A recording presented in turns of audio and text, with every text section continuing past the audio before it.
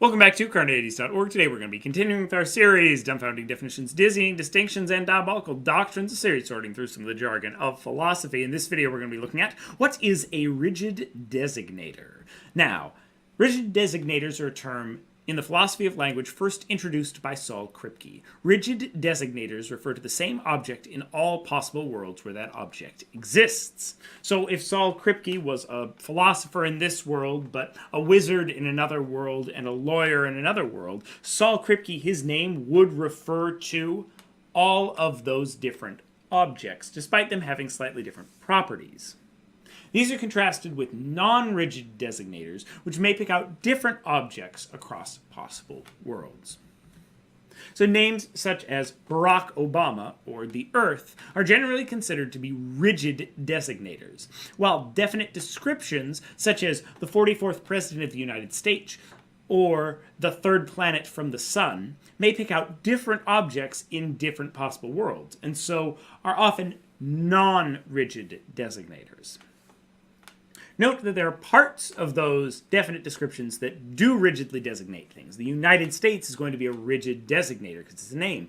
The sun is a name of a particular star. Once again, going to be a rigid designator. But the full statement, the 44th President of the United States, isn't going to be a rigid designator because it's not going to pick out the same individual across possible worlds. There's another possible world where someone else is the 44th President of the United States. There's another possible world where there's a different planet that's third from the sun other than the Earth.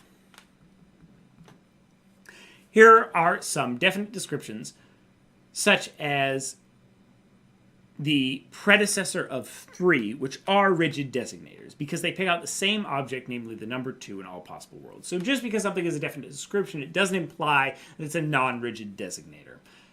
However, usually these are only going to occur in situations where you have mathematical or logical truths that are going to be themselves true across all possible worlds and not going to be contingent in some way. Check out my video on Kripke's semantics for a more in-depth look into Kripke's theories of modality, and stay tuned for a future video looking at Kripke's use of rigid designators to argue for contingent a priori statements. Do you think there are any cases that Kripke's distinction can't handle? Are there any names that are non-rigid designators? Write your answers in the comments below. Watch this video and more here at Carneades.org, and stay skeptical, everybody.